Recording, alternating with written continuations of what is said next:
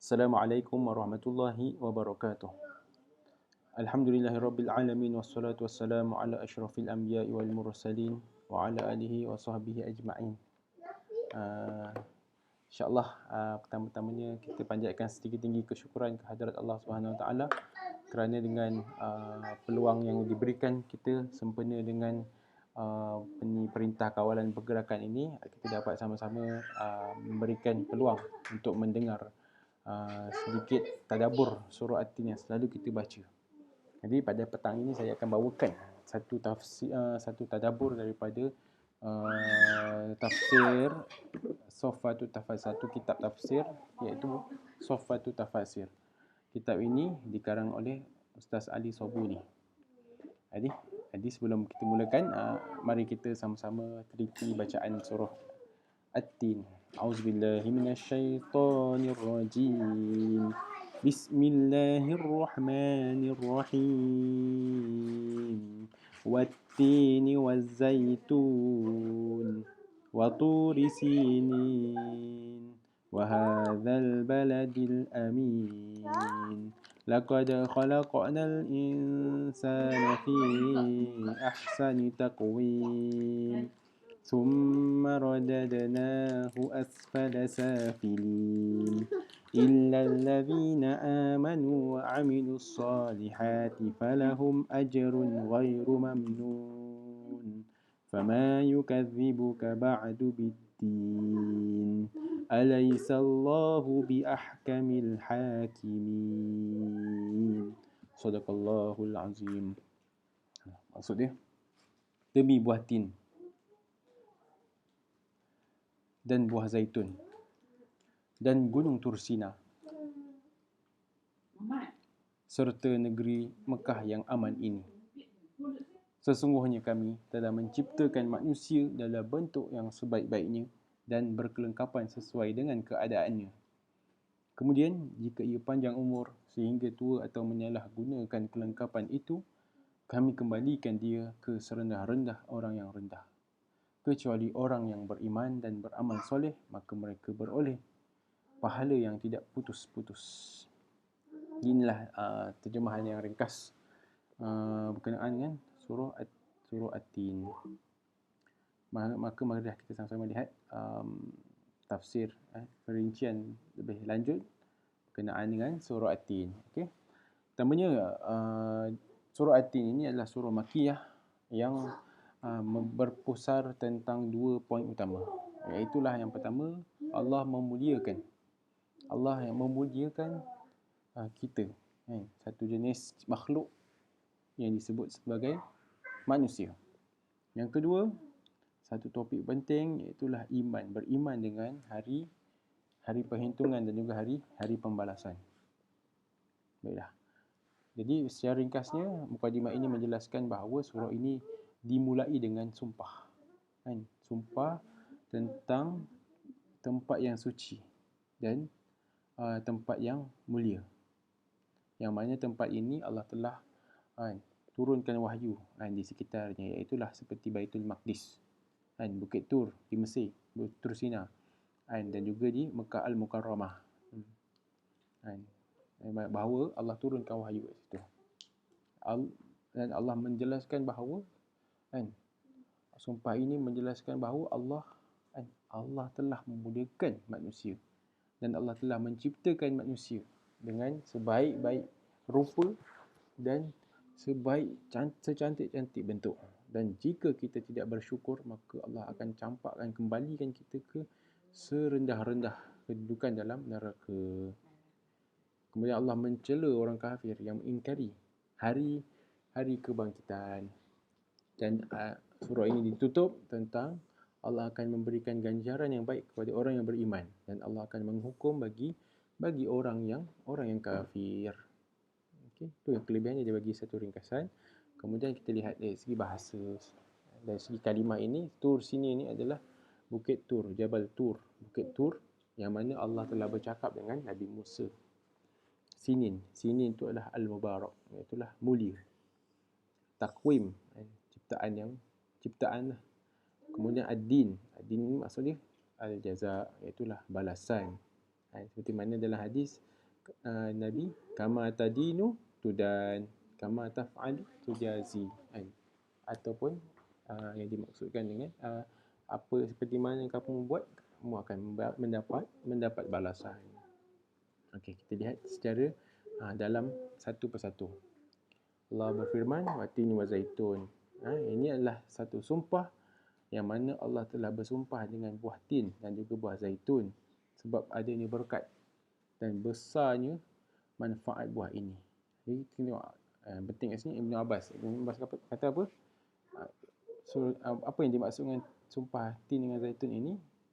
Tin itu tin, buah tin yang kamu makan itu, dan zaitun itu zaitun yang kamu perah untuk buat minyak. Ini mengikut Ibn Abbas. Adapun mengikut Ikrimah, dia mentafsirkan Allah telah bersumpah dengan tempat tumbuhnya buah tin dan zaitun. Itulah di Damsyik dan juga tin ni banyak ditumbuh di Damsyik dan juga zaitun banyak di Baitul Maqdis. Yang ni penulis ni dia dekat ini yang Azhar. Ini yang lebih jelas kat sini. Sebab apa? Sebab Allah telah atafkan juga lepas tu dengan makan, dengan tempat amakin, tempat-tempat Tur, Jabal Tur, bukit Tur Sina, Baladil Amin, itu Mekah Al-Mukarramah. Maka sumpah ini adalah dengan sumpah yang dimaksudkan adalah sumpah dengan tempat yang mulia, tempat yang suci yang Allah telah muliakan dia, di mana tempat-tempat inilah tempat diturunnya wahyu dan rasul-rasul sebelum Nabi Muhammad. Turi Sinin, itulah satu bukit yang mubarak, bukit yang mulia yang Allah telah bercakap-cakap dengan Musa. Itulah Turi Sina, bukit Tur Sina. Maksudnya bukit ni bukit Tur. Sina ni maksudnya bukit yang mempunyai pohon yang banyak, yang mana pohon itu mengeluarkan buah. Wa hadzal baladil amin. Hadzal baladil amin, iaitulah Mekah Al-Mukarramah. Allah telah berjanji bahawa tempat ini adalah tempat yang sentiasa aman. Kemudian wal jawabu qasam. Apa jawab qasam dia? Allah sumpah tadi dengan buah tin, dengan buah zaitun, dengan bukit Tursina, dengan Mekah Al-Mukarramah, untuk Allah menegaskan bahawa Allah telah menciptakan manusia itu dengan sebaik-baik bentuk dan rupa. Laqad khalaqna jinsul insan. Kita ni jenis makhluk manusia, kitalah, dengan sebaik-baik syakl, dengan yang bersifat dengan secantik dan sempurna sifat. Kita lihat Abi tengah ni. Qala Mujahid ahsanu taqwim, ahsan surah, surah bentuk yang paling terbaik. Itu kita kena yakin bahawa kitalah yang diciptakan Allah yang paling terbaik. Akan tetapi Allah beri peringatan thumma radadnahu asfala safilin. Kemudian kami kembalikan kepada paling rendah, golongan-golongan yang rendah, mereka-mereka yang rendah. Iaitulah apa? Summa anzalna darajatihi. Kami turunkan darjat. Maksudnya kita ni dah bersiap dengan persiapan yang memang lengkap.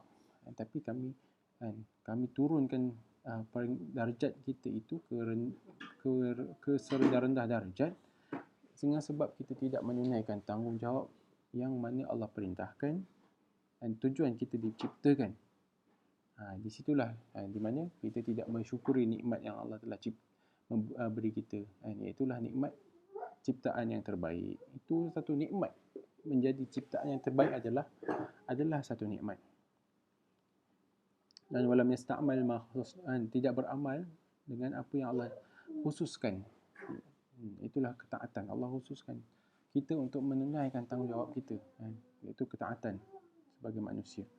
Jadi dengan sebab itu, dengan sebab kita tak bersyukur dan kita tidak tunaikan tanggungjawab kita sebagai makhluk yang sebaik-baik ciptaan, maka kami kembalikan kepada sehina-hina di neraka. Mujahid dan Al-Hasan kata asfala safilin itu asfala darakatin nar, kan, serendah-rendah kan api kan di dalam jurang api neraka tu. Ataupun Ad-Dhahhak pula mentafsirkan. Ini kelebihan tafsir ni.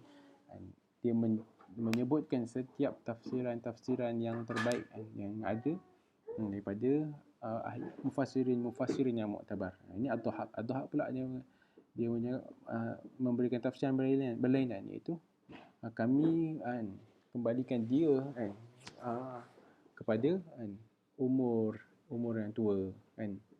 Al-haram ba'da syabab, itulah tua selepas dia muda dan banyak peluang untuk membuat kebaikan, tapi mereka sia-siakan, maka dia kembali dia menjadi tua. Ad-dha'fu ba'da al-quwwah, lemah selepas adanya kekuatan. Okay. Kemudian ilal ladzina amanu wa amilus solihat, melainkan mereka yang beriman dan beramal soleh. Itulah orang yang beriman dan muttaqin, yang kena menggabungkan iman dan juga amal. Maka mereka ini akan mendapat ajrun ghairu mamnun, pahala balasan yang tidak terputus. Falahum thawabun daim, ganjaran yang berterusan, itulah syurga, kekal di dalam syurga. Fama yukadzibuka ba'du biddin. Jadi Allah cakap kepada manusia, bukan nak tarik tariqatul iltifat, tarik perhatian manusia, bukan tanya untuk minta jawapan, kan. Allah tanya, sebab apa kamu masih lagi mengingkari dengan sebab penjelasan yang jelas ini, kan, bukti-bukti yang jelas ini, kan. Allah ciptakan manusia dengan air nutfah, daripada air mani yang hina itu, kemudian dia menjadi sebaik-baik bentuk dan juga rupa yang cantik. Maka ia menjadi satu bukti yang kita yakini bahawa adanya hari kebangkitan dan hari pembalasan. Jadi mengapa masih lagi kita mengingkari hari pembalasan selepas bukti-bukti yang jelas di depan mata kita ini? Alaihissallahu bi'ahkamil hakimin. Bukankah Allah itu sebaik-baik hakim, yang paling adil? Kerana apa? Kerana dia telah memberikan kita kelengkapan yang terbaik. Dan kemudian apabila tibanya hari pembalasan, maka dia akan berikan kita balasan sama ada baik ataupun buruk. Okey. Jadi apa yang penting kat sini adalah kita kena yakini bahawa Allah telah bersumpah dengan tempat-tempat yang penting ini, mulia ini, untuk kita ambil perhatian dan dengar betul-betul bahawa sesungguhnya kitalah ciptaan Allah yang paling terbaik. Sekalipun kita lihat dalam dunia ini adanya pemandangan yang begitu indah, adanya ciptaan yang begitu hebat, tetapi tidak boleh mengatasi kehebatan yang Allah ciptakan. Satu makhluk yang paling hebat, itulah manusia. Manusialah yang paling hebat, yang paling sempurna yang Allah ciptakan. Dan dalam dunia moden ini kita lihat robot, kita lihat bagaimana Barat menggambarkan manusia robot. Dia tidak dapat mengatasi manusia ciptaan Allah ini, kerana kita dikurniakan perasaan dan juga dikurniakan akal. Maka robot tidak mampu untuk mengambil perasaan dan juga akal, kan. Dan kita ini disediakan satu potensi, iaitu mampu untuk menjadi yang paling terbaik, kan, di kalangan semua makhluk. Malaikat sendiri diciptakan dalam keadaan yang terbaik, tetapi dia tidak ada pilihan. Manusia ini ada pilihan. Sebab apa? Sebab ia adalah yang paling terbaik. Dan begitu jugalah binatang berkhidmat untuk manusia yang Allah ciptakan dengan ciptaan yang terbaik. Dan di kalangan manusia ini ada insan yang Allah ciptakan yang telah sampai ke peringkat yang sempurna, iaitulah Nabi Muhammad sallallahu alaihi wasallam. Supaya apa? Supaya kita mencontohi Nabi Muhammad. Para sufi menyebutkan bahawa di istilah dia insan kamil. Jadi kita ni berusaha untuk capai ke peringkat yang sempurna itu dengan cara beriman dan beramal soleh. dengan cara mengikuti manusia sempurna, itulah Nabi Muhammad sallallahu alaihi wasallam. Okey, kemudian kita lihat itu secara ringkas. Surah yang pendek, hanya 8 ayat, tetapi makna yang dibawakan banyak. Manusia yang sempurna itu je kita dah boleh cerita panjang sebenarnya. Barat cuba kita tengok dalam cerita-cerita, dia cuba menggambarkan manusia yang sempurna itu adalah gabungan dengan robot ataupun dengan alien. Tak, sebenarnya kita ni sendiri telah ada satu kesempurnaan dalam diri kita itu apabila kita beriman dan beramal soleh. Beriman dan beramal soleh, maka kita telah menuju ke arah kesempurnaan. Okey. Jadi ini kelebihan dia ada satu lagi, dia ada sudut balaghah. Balaghah ini contohnya majaz akli. Majaz akli ni apa yang disebutkan tu adalah keadaan itu, iaitu buah tin dengan buah zaitun, tapi yang dimaksudkan adalah tempat. Itulah tempatnya di tin. Tin ni banyak tanam di bumi Syam dan buah zaitun banyak di bumi Baitul Maqdis, Palestin. Tibak ni contohnya ahsan taqwim, terbalik dia adalah asfala safilin, sebaik-baik ciptaan ataupun sehina-hina orang yang hina. Okey, tak apa. Latif. Okey, ini ada cerita ringkas. Cerita ringkas ini adalah pada zaman Khalifah Al-Mansur. Disebutkan bahawa oleh Imam Al-Qurtubi, ada seorang lelaki nama dia Isa Al-Hashimi. Dia sangat cintakan isteri dia. Sangat cinta. Satu hari dia telah berkata kepada isteri dia, anti talik, aku telah mentalakkan kau talak 3. Kalaulah kau tidak jadi seperti lebih baik daripada bulan. Arab ni memang gambarkan cantikkan itu dengan bulan lah kan. Tolak al-badru alaina, bulan juga kan, Nabi Muhammad. Jadi tersedihlah isteri dia, kau telah talakkan aku. Sangat sedih, sampailah dia pergi ke Khalifah Al-Mansur, dan dia beritahu apa yang berlaku. Itu suami aku ni telah cakap dah talakkan aku sekian. Maka Khalifah Al-Mansur telah mengumpulkan semua fuqaha untuk berbincang tentang isu yang penting ini. Tengok, Khalifah telah berbincang tentang masalah seorang wanita. Ini ketika itulah masalah keluarga.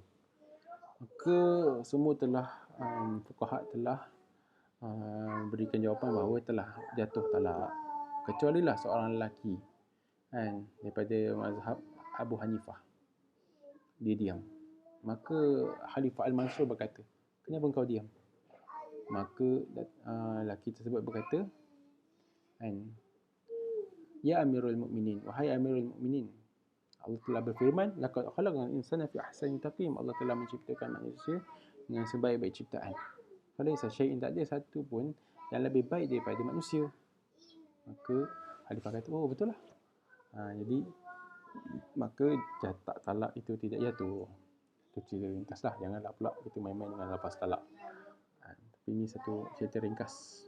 Ini adalah satu tafsir yang ringkas, tapi macam-macam kita boleh nampak kat sini Tapi poin dia kat sini adalah kita memang ada satu potensi yang sangat besar, iaitulah potensi menjadi yang lebih terbaik. Dalam masa yang sama, kita sendiri adalah makhluk ciptaan Allah yang paling terbaik. Mana kita boleh sampai ke peringkat yang terbaik dengan cara kita mencontohi manusia yang sempurna, iaitulah Nabi Muhammad sallallahu alaihi wasallam. Dan adanya balasan yang baik kepada kita bila kita menunaikan tanggungjawab ini. Di dunia ini dunia ini sendiri akan menjadi lebih aman apabila manusia berusaha ke arah yang lebih baik. Dengan cara apa? Beriman dulu dan beramal soleh. Kemudian di akhirat kita akan beroleh syurga. Dan sebaliknya, kalau kita mengingkari, dunia ini juga akan rosak. Seperti mana yang berlaku pada hari ini, virus coronavirus ini, dengan sebab manusia masih lagi mengingkari, dan orang beriman tidak mampu, tidak memimpin dunia, maka apa yang berlaku pada dunia ini adalah dengan sebab manusia itu sendiri. Dan akhirat, maka mereka yang mengingkari Allah ini akan mendapat balasan yang pedih, sehina-hina kedudukan itulah di neraka. Jadi saya tutup dengan tasbih kifarah dan suratul asr. Subhanakallahumma wa bihamdika asyhadu an la ilaha illa anta astaghfiruka wa atubu ilaik. Wal asr innal insana lafi khusr illa alladhina amanu wa amilus solihat wa tawassaw bil haqq wa tawassaw bis sabr. Apa yang baik datang daripada Allah, apa yang buruk itu adalah kelemahan saya sendiri. Assalamualaikum warahmatullahi wabarakatuh.